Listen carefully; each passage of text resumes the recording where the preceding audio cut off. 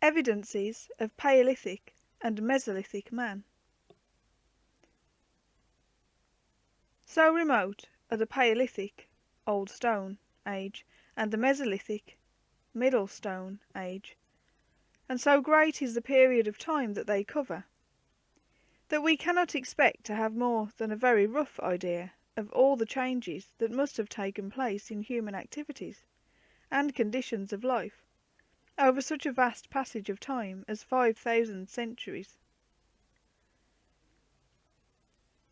Such a period baffles our imagination, but mentioning it in hundreds of years perhaps conveys more to the mind than speaking of 500,000 years.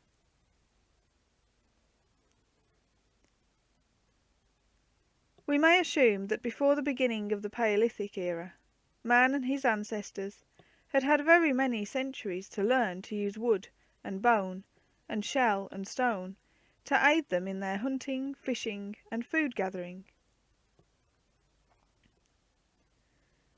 It is not surprising, when all the circumstances are taken into consideration, that neither the bones nor the rude dwelling places of these very first implement makers have been discovered.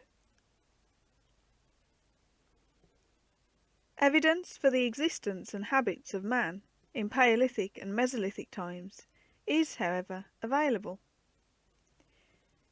It is provided by stone tools, by rare and isolated examples of skulls, generally imperfect, and of other bones.